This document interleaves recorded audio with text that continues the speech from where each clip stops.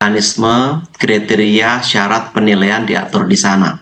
Setiap tahun dilakukan penilaian bagi instansi yang telah mendapatkan izin prakarsa untuk mendapatkan kenaikan, lalu diusulkan dalam anggaran tahun berjalan dan tahun berikutnya. Itu yang akan ditetapkan oleh pemerintah setiap tahunnya.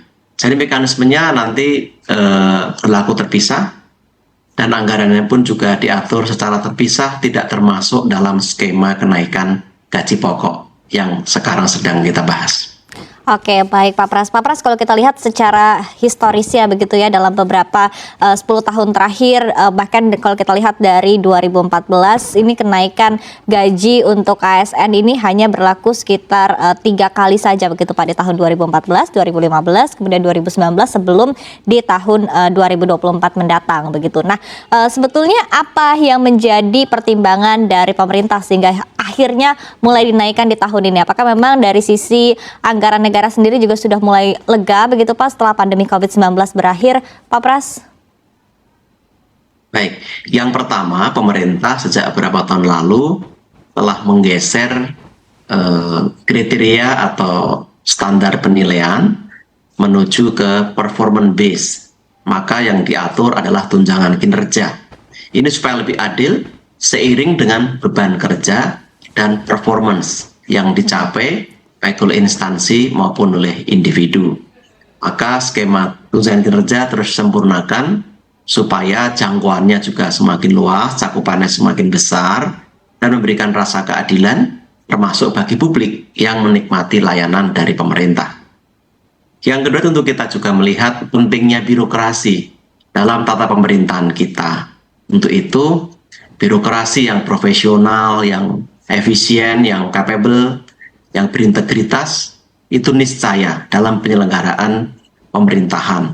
Maka harus didukung dengan gaji atau penghasilan yang sesuai juga agar mereka dapat menjalankan tugas dan fungsi dengan baik. Itulah kenapa gaji pokok juga disesuaikan. Penyesuaian tidak dilakukan tiap tahun tapi secara berkala karena menyesuaikan dengan indeks biaya hidup yang juga naik. Tadi Mbak Iva sampaikan betul sekali, seiring dengan penanganan pandemi, ekonomi sudah pulih dan bergeliat kembali. Kita dapat memberikan apresiasi lebih baik kepada para ASN, anggota TNI dan juga anggota Polri serta pensiunan. Harapannya ini menjadi insentif, menjadi pendorong, menambah semangat agar mereka bisa berkinerja lebih baik, termasuk juga mendeliver layanan publik yang baik, sehingga masyarakat pada gilirannya juga akan diuntungkan oleh kebijakan. Harus lapor dulu ke Ikatan Dokter Indonesia. Kenapa guru dengan profesi yang sangat mulia dengan begitu saja diambil oleh polisi dan ada kalanya mendapatkan perlakuan yang sangat tidak manusiawi? Ini harus kita hentikan. Terima kasih. Wallahul muwaffiq ila aqwamit thoriq. Wassalamualaikum warahmatullahi wabarakatuh. Terima kasih Bapak Habib yang sudah memberikan pernyataannya. Dari PKB, Bapak Habib Syarif Muhammad, Jawa Barat 1. Selanjutnya, dipersilahkan kepada Profesor Purtasan dari Banten 1 ya. Banten 2. Baik, silakan.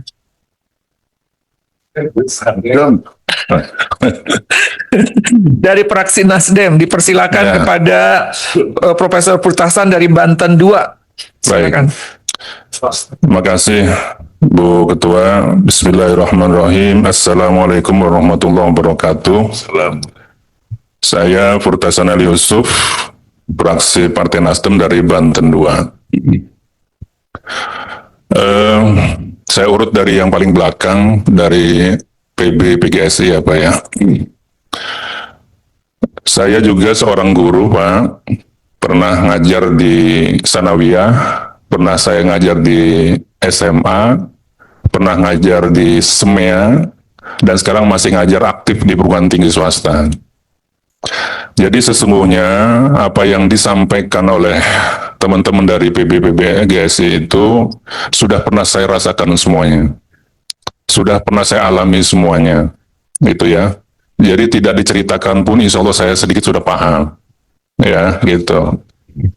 Artinya apa? Artinya saya sedikit perjuangannya agak ringan lah gitu karena teman-teman membantu secara maksimal kira-kira gitu ya. Cuma posisi yang berbeda, saya membantu dari dalam, teman-teman membantu dari luar gitu ya. Nah, ada beberapa hal yang ingin saya garisbawahi, Mbak. Kenapa sih ada sebutan negeri dan swasta? Sebetulnya berangkatnya adalah dari status pendirian dari awal. Kita dikenal ada public school ya, ada private school gitu kira-kira gitu ya. Ada sekolah yang didirikan oleh negara, pemerintah, ada yang didirikan oleh swasta. Nah, sehingga turunannya kan muncul ke sini kan, terus begitu. Ya. Nah, hampir setiap ketemu sama rapat kerja sama menteri, selalu saya sampaikan istilah negeri dan swasta, istilah dikotomi negeri dan swasta itu tolonglah diakhiri, saya bilang gitu. Ya.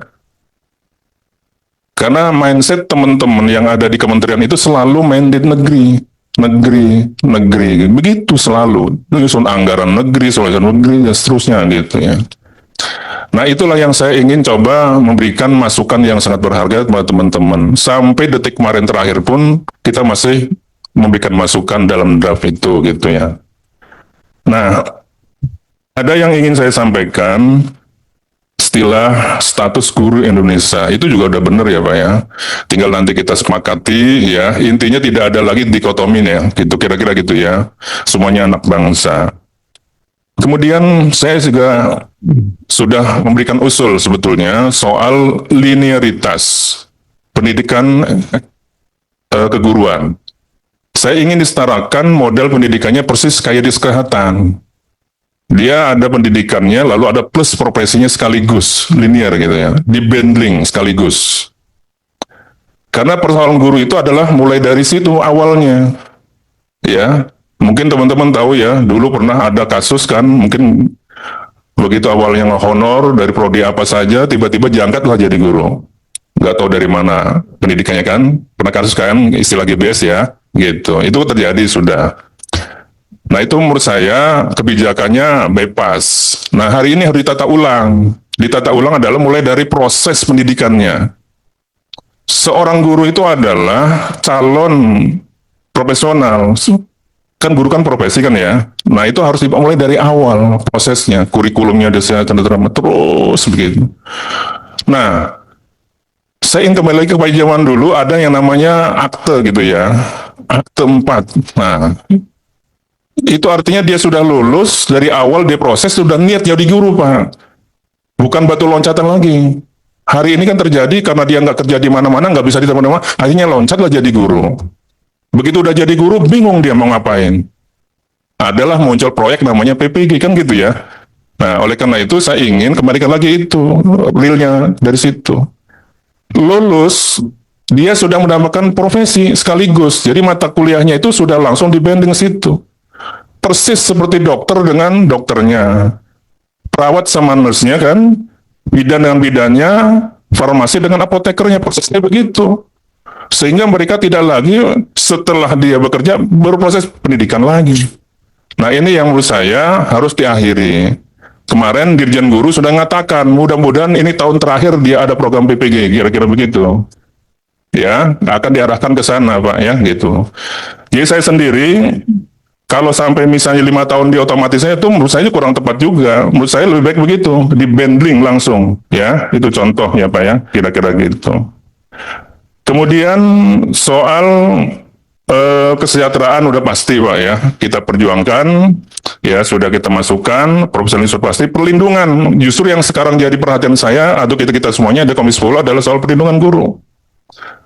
Kita ini dilematis hari ini, sedikit keras mendisiplinkan anak murid, dianggapnya melanggar HAM. Nah ini persoalan nih bagi teman-teman guru.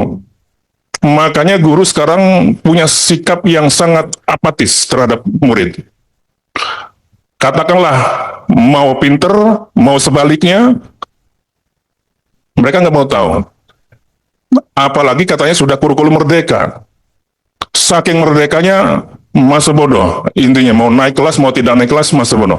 Itu yang saya sayangkan sebetulnya, sikap guru. Ya, karena punya sikap yang kayak begitu gitu tuh. Tapi akhirnya memang itu adalah dampak daripada perlakuan yang perlindungan hukum yang tidak berjalan. Saya sepakat sama Prof. siapa tadi ya soal kode etik atau istilahnya dewan etik. Saya sepakat karena ini adalah profesi, Pak, harus ada penegakan aturannya. Cuma memang karena kebanyakannya profesinya itu banyak, nah ini kadang-kadang orang berafiliasinya kemana, bingung. Ya kan? Kalau di insinyur kan cuma satu tuh. Di yang lain-lainnya mah ada organisasi ini. Memang boleh kita namanya sebagai negara demokrasi, berserikat berkumpul boleh banyak. Tapi pada akhirnya anggota bingung mau kemana kita. Gitu ya. Kuncinya adalah menurut saya tetap aja bersatulah menurut saya. Ya, itu kuncinya gitu. Nah, kemudian saya pikir langsung masuk ke teman-teman Abkin ya, Pak ya. Abkin ya, Pak ya. Kalau di nomenklatur bimbingan dan konseling namanya, bimbingan dan konseling. Dan ada profesinya ya, konselor ya namanya ya. Kira-kira begitu. Makanya saya lihat tadi kekeh betul harus masukkan yang namanya konselornya terus harus masuk. Nah, saya kira sudah sepakat saya ya, gitu ya, gitu. Sudah sepakat gitu ya. Nah, yang saya tangkap adalah dari teman-teman Abkin itu adalah soal munculnya Permen Dikdasmen nomor 21 tahun 2025. Ya, insya Allah nanti saya akan sambungkan sama Pak Menteri, akan dicek ulang apakah ada kesalahan di situ atau bagaimana gitu ya. Apakah mengurangi peran-peran di situ ya. Nah, itu arah-arah menurut saya harus masuk ke sana gitu ya, kira-kira gitu. Nah, menurut saya itu yang paling penting dari teman-teman Abkin ya, karena dari situ nanti turunannya lebih banyak lagi, ya pengakuannya lebih banyak lagi. Tapi saya kaget juga nih teman-teman Abkin ini kan tadi sudah bicara pasal-pasal ya, pasal ini, pasal ini, pasal ini. Nah, saya juga bingung apa itu merujuk kemana itu. Rancangan yang bertanggal berapa? Awas nih, hati-hati nih ya, karena kita sampai detik ini draft rancangan itu belum boleh keluar ini sebetulnya.